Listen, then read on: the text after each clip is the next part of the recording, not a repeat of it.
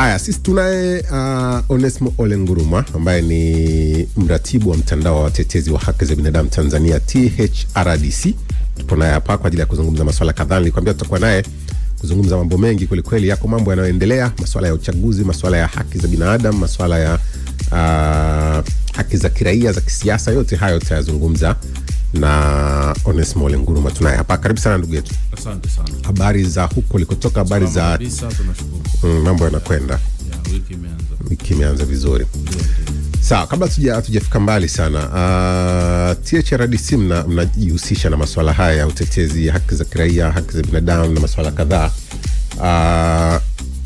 Tuko wapi mpaka sasa nyie mkitazama tu shughuli zenu na hali ilivyo, tathmini ya kawaida tu? Ya niseme hali ya kibinadamu hapa Tanzania zinayumba kwa sababu tunakwenda tunarudi nyuma, tunapiga hatua, tunarudishana nyuma.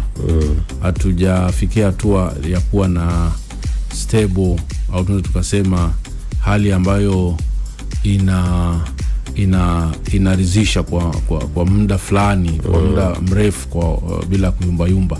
Tukumbuka miaka miwili ya mwanzo ya Mheshimiwa Rais Samia ilikuja kama vile kurekebisha yale mazingira magumu tuliokuwa nayo kabla ya hapo. Lakini tunavozidi kwenda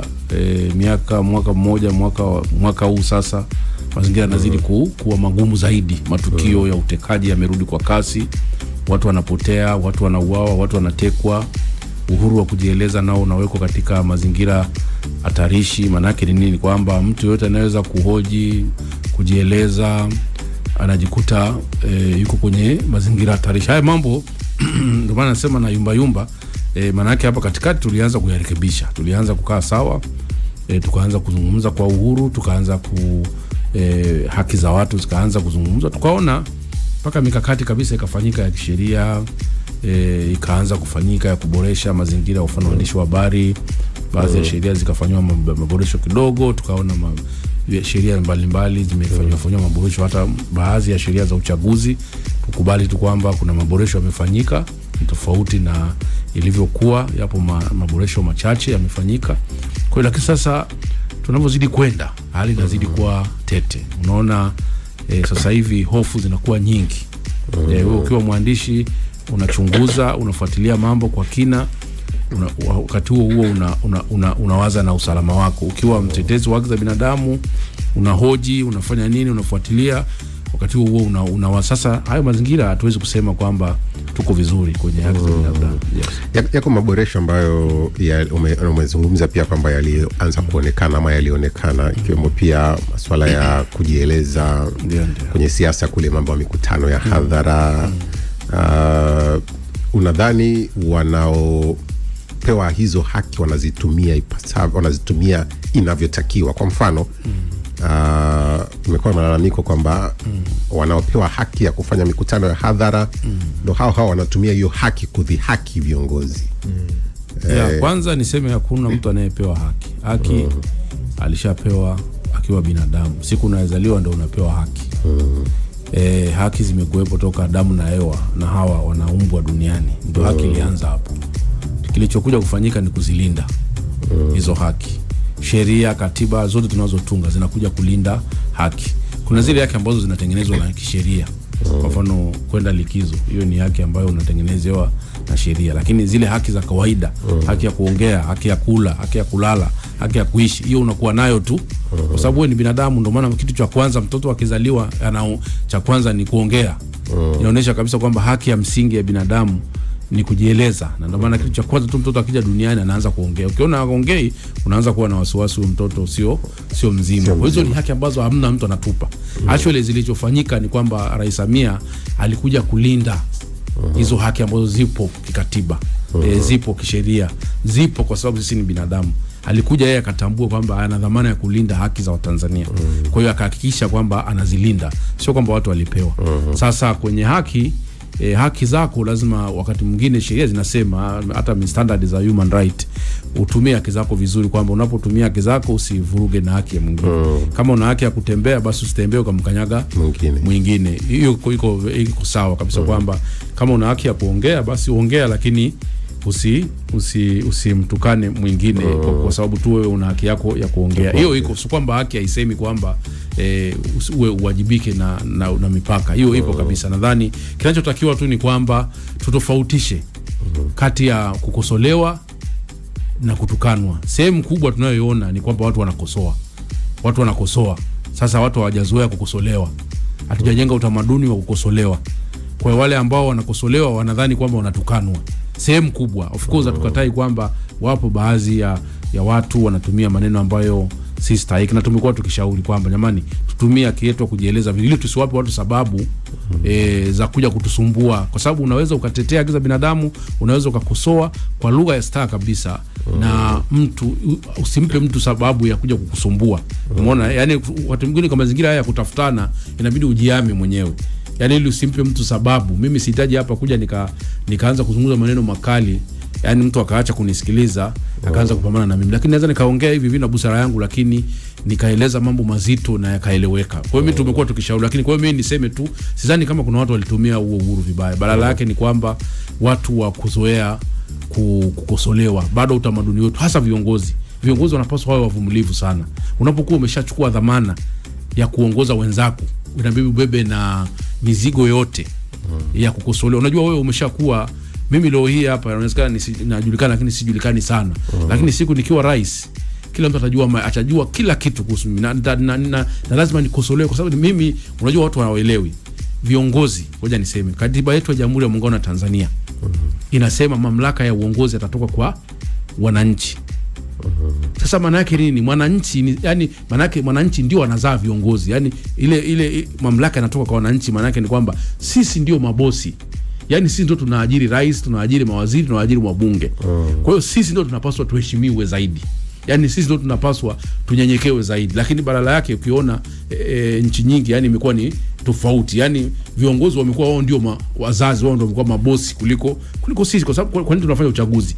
Kama kweli sisi, kwa nini watu wanakuja kila baada ya miaka 5 wanakuja kutuomba kura? Sio ingekuwa tu wanaendelea.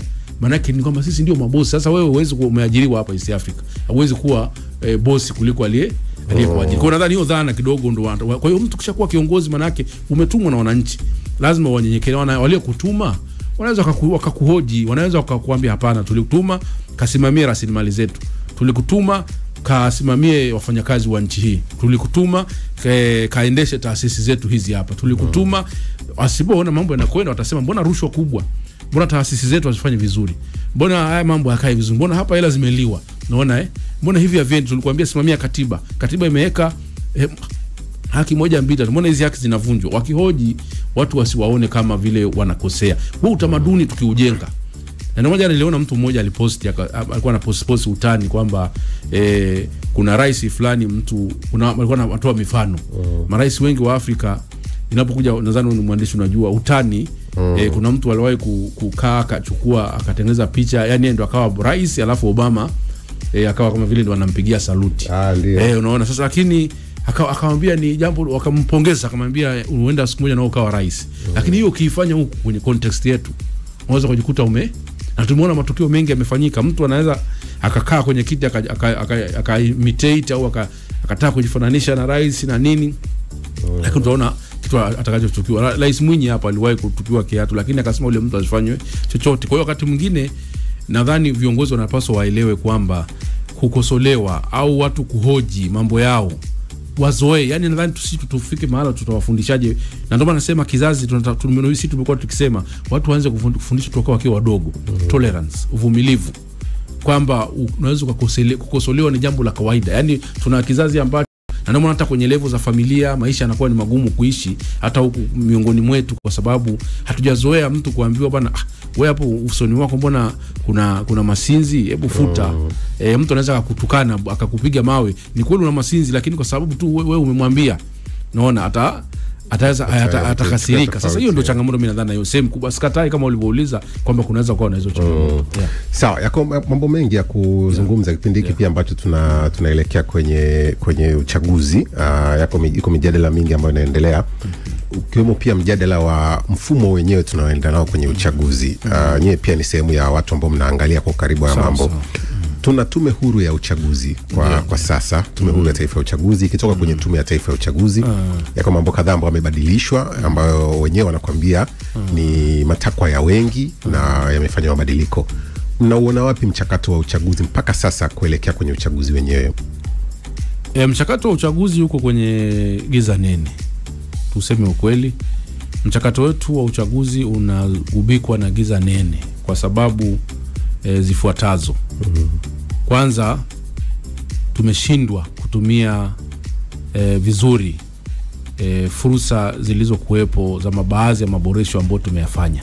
Nasema hivyo kwa sababu tumefanya maboresho pamoja na kwamba sio maboresho makubwa, lakini kuna maboresho yamefanyika. Tukubali tu kuelezea kwamba Rais Samia alijitahidi kufanya maboresho kadhaa. Tume ya uchaguzi ukiangalia kwa maboresho yaliyofanyika, kuna namna fulani ya nguvu na uhuru wamepewa.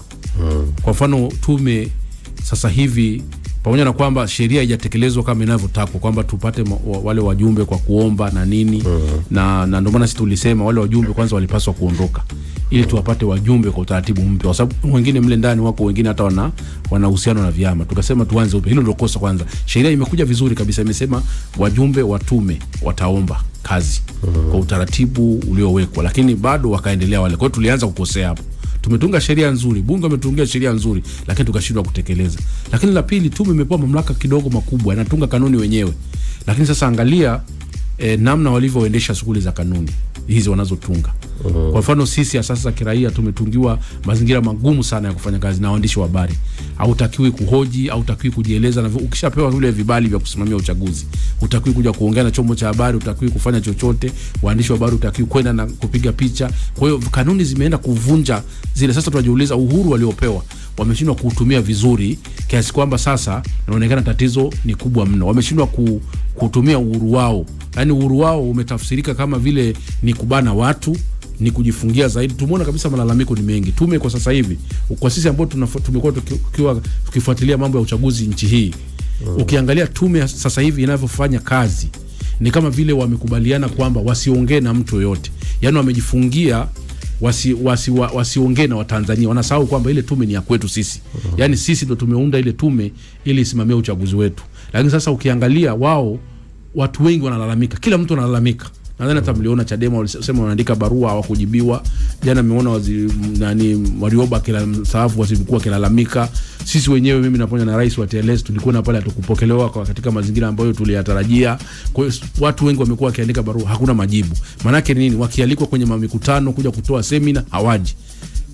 Yaani maana yake sasa wameshindwa kutumia ule uhuru wao kufanya kazi zao. Ndio maana nikasema hizo changamoto hizo za tume ndio zinatupelekea hapa tulipo, kwa sababu wao walipaswa kuwa wanawajibika kwa kila malalamiko linalohusu uchaguzi. Wao ndio watakuwa watoe majibu, na sio rais, sio chama CCM wala sio nani. Wakati mwingine sasa hivi ni kama vile tumebebesha mzigo CCM na rais na serikali kwa upande mwingine, au vyama vya siasa masuala ya uchaguzi, tukasahau kwamba tuna tume ambayo inalipiwa pesa nyingi sana kwa ajili ya uchaguzi. Kwa mfano Chadema wameanza kulalamika no reform law election, na sio Chadema tu, Watanzania wengi toka Januari naona toka ule uchaguzi wa serikali za mitaa ufanyike.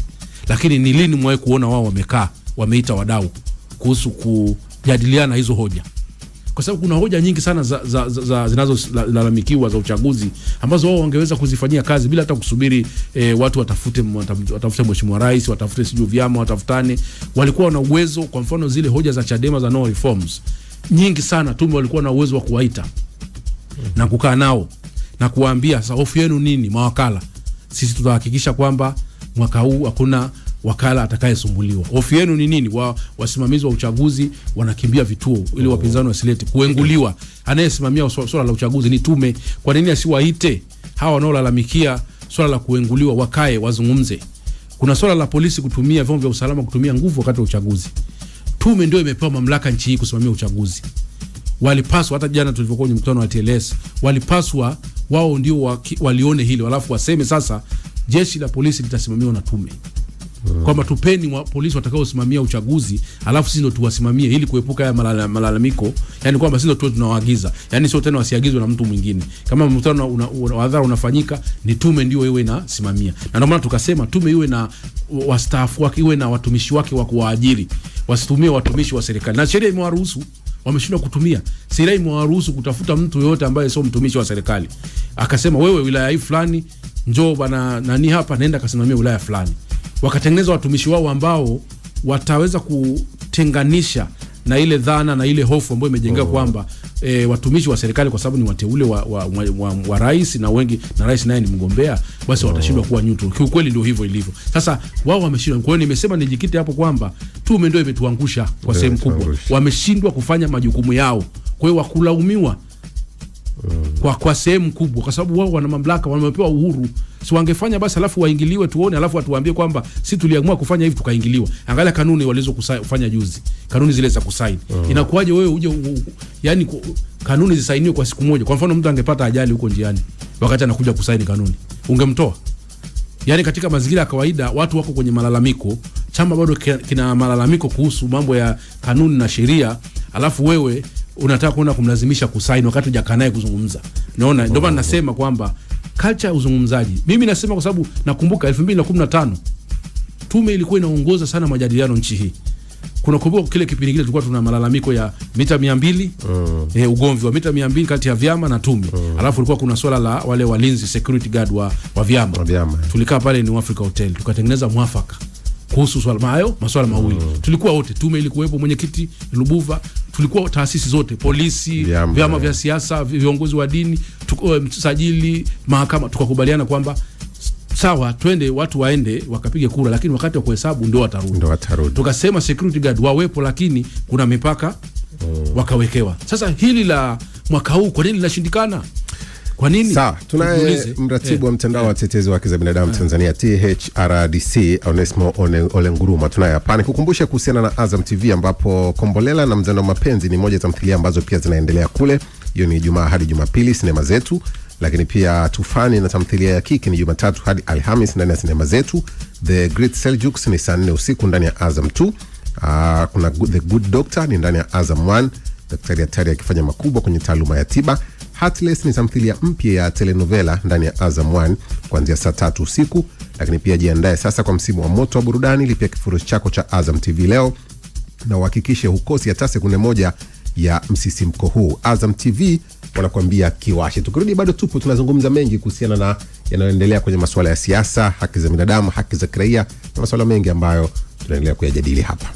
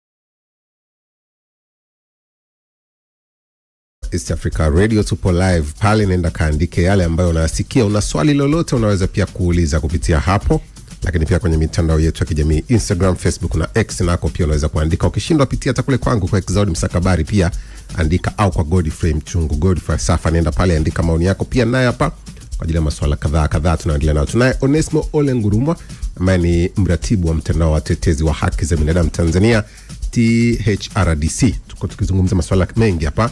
Nasikia ndugu yangu Mchungwe. Tunayo mengi hapa ya kuzungumza kwa kabisa.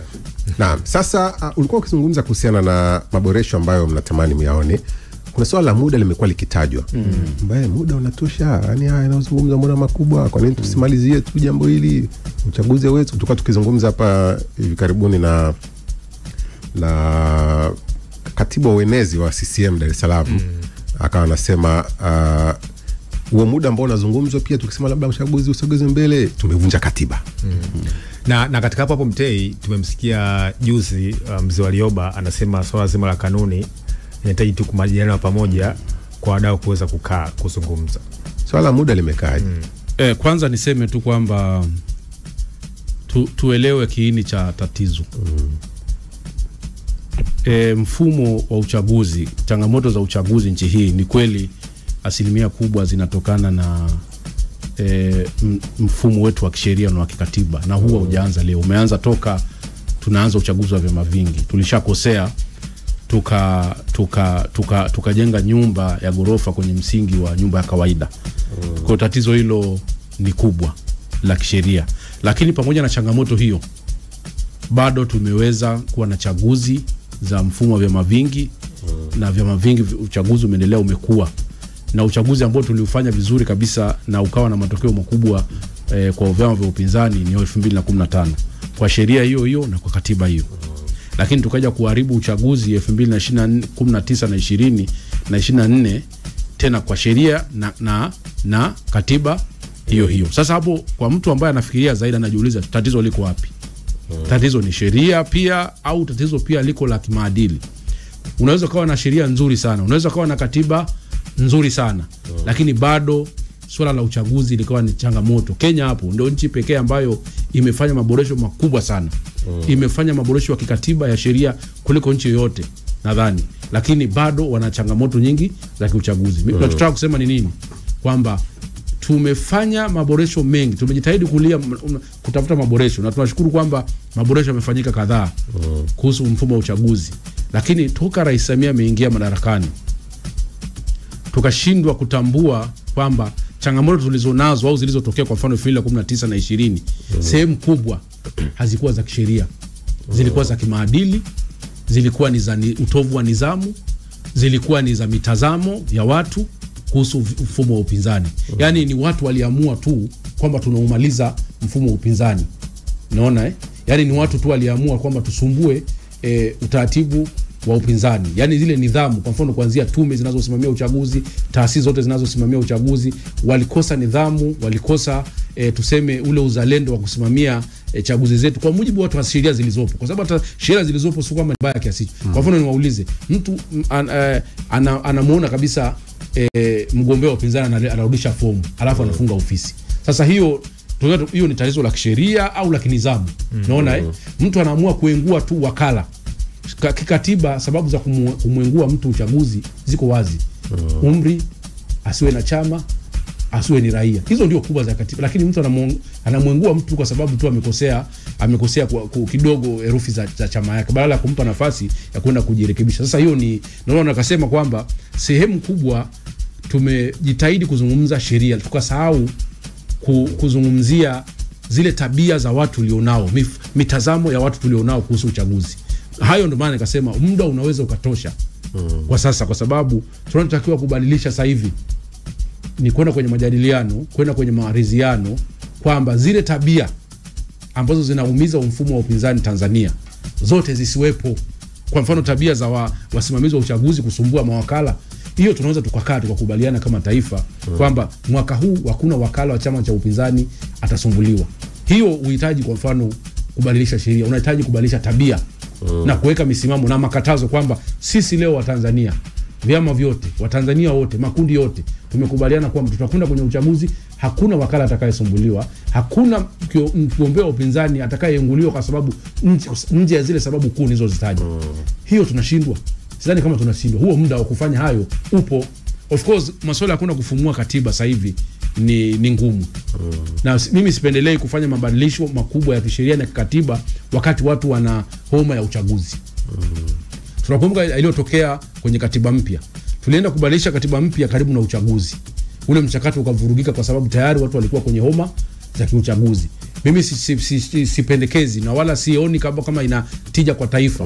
Waanza kufikiria maboresho ya katiba au kusogeza uchaguzi mbele kwa wakati. Kwanza katiba ya iruhusu kwa sababu ya itaonekana kana kwamba tunataka kubadilisha katiba kwa sababu tu ya maeneo kadhaa ya uchaguzi, lakini maboresho ya sheria nchi hii yanahitajika mengi sana, maeneo mengi. Kwa mimi nilikuwa nashauri kwamba yale mambo yote yanayolalamikiwa na upinzani na Watanzania kwa ujumla, kwa sababu sio wapinzani tu wanalalamikia. Kwa sababu tunalofanya Watanzania tumegeuza kufanya uchaguzi uonekane ni wa wanasiasa. Mambo mengi tunayolalamikia sisi Watanzania yanapaswa yatatuliwe kwa njia ya maridhiano. Na ndio maana sitoka mwanzo tumekuwa tukiimba maridhiano, makubaliano.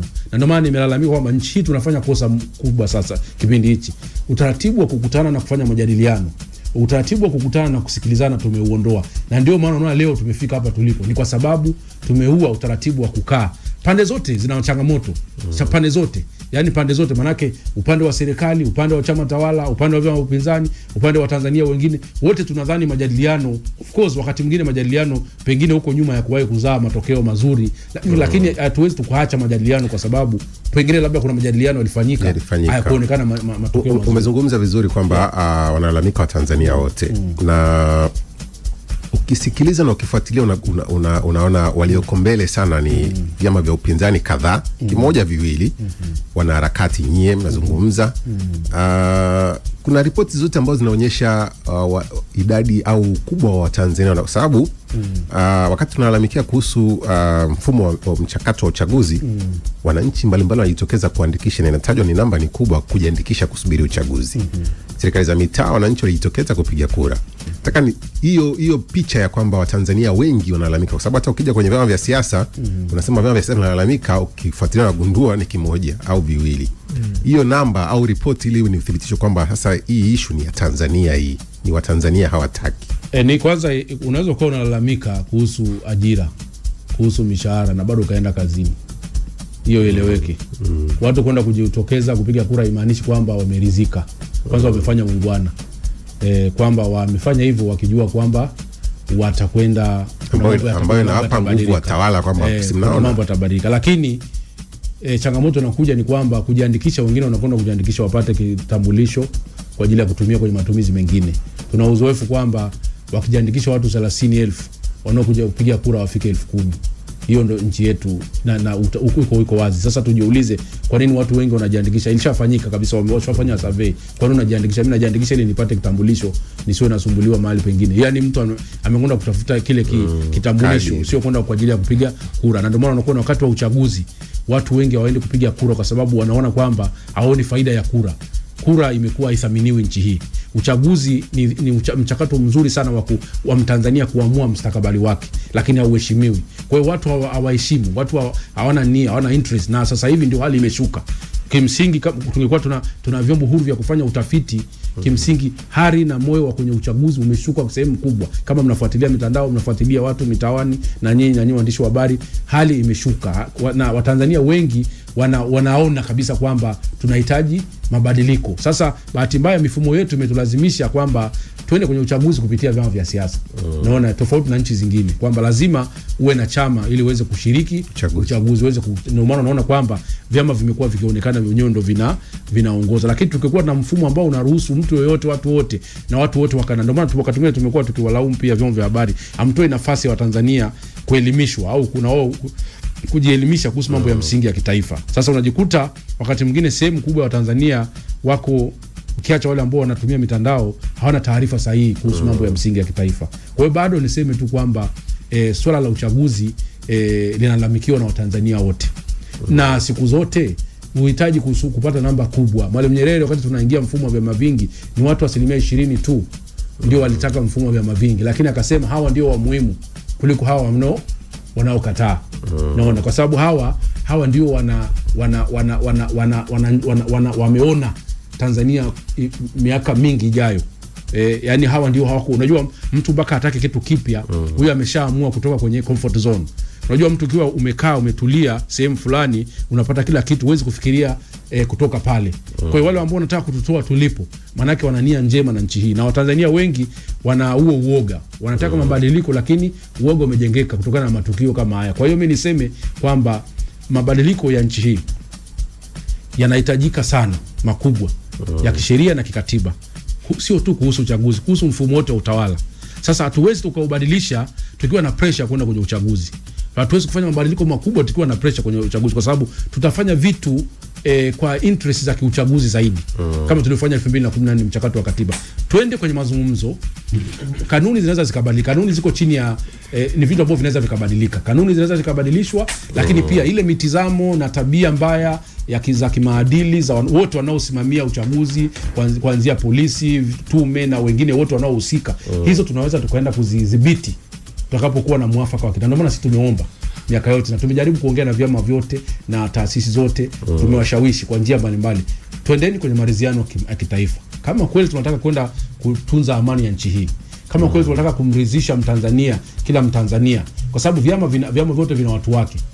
Chadema kwa mfano ina wafuasi yake, tena wale ina wanachama na ina wafuasi. Sasa wale wote tukizirizika tu kwamba tuende kwenye uchaguzi, chama kingine kikubwa kama hicho hakipo kwenye mchakato, maana yake tutakuwa tumewakosea. Sawa, tutakuja kuendelea kuzungumza na kumalizana na Onesmo Ole Nguruma, mratibu wa mtandao wa watetezi wa haki za binadamu Tanzania, baada tu ya kupata news update. Muda mchache ujao tayari Abel Kilumbu uko hapa. Mimi naitwa Exaudi, mtaendelea kubakia na sisi hapo hapo. Tumevuka boda kuiunganisha miji mikuu ya Tanzania, Kenya na Uganda, na kwa pamoja tumeichagua East Africa Radio kutuleta pamoja. East Africa Radio.